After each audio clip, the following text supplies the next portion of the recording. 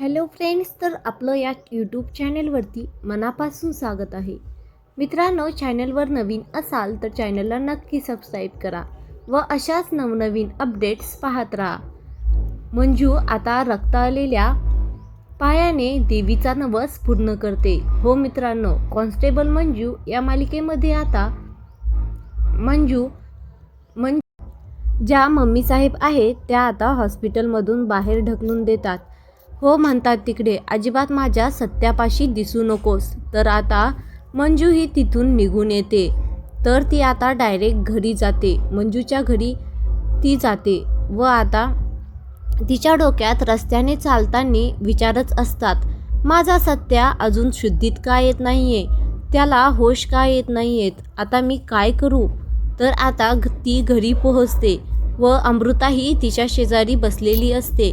तर ती बोलते, अमृता, आता एकच मार्ग आहे. तर अमृता बोलते, काय मार्ग आहे दीदी, सांग ना मला. आता मला देवीच्या मंदिरात जायला हवं. तर अमृता बोलते, अगं दीदी थांब ना, इतकी घाई का करत आहेस तू. तर मंजू तिचं एक क्षणही काही ऐकत नाही व घरातून सामान वगैरे घेऊन बाहेर पडते. तर आता अनवाणी पायाने मंजू देवीच्या वाटेवरती चालू लागते. पायामध्ये खूपच रक्त आलेलं असतं. मंजू आता देवीच्या मंदिरापाशी पायऱ्यावरती नतमस्तक होते व डोक्यावरती टोपली वगैरे घेऊन आता अनवाणी पायाने चालू लागते. माझ्या सत्याला आता तुलाच बरं करावं लागेल असं देवीला बोलत असते. मंजू आता पायऱ्या चढतच असते.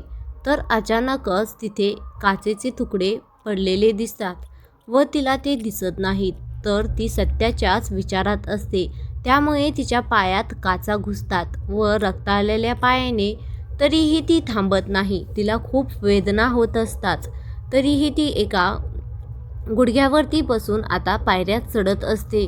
आता इकडे सत्याचे बाबा त्याच्यापाशी बसलेले असतात. तर अचानक सत्याचा श्वास हा वाढतो व ते मॉनिटर जे आहे, मशीन जे आहे ते बीप बीप असं वाजायला लागतं. बाबा तर गोंधळून जातात व डॉक्टरही त्याच्याकडे पळत येतात. आता इकडे मंजू आता देवीजवळ पोहोचलेली असते. खूपच थकलेली असते व रक्ताने पाय खूपच व्याकाळून गेलेले असतात.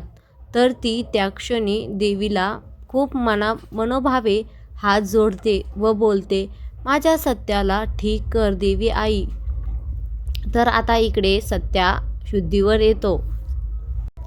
देवाची कृपा की मंजूचं प्रेम यामुळे सत्या शुद्धीवर आला असेल का? आता पुढील भाग पाहण्यासाठी चॅनलला सबस्क्राईब नक्की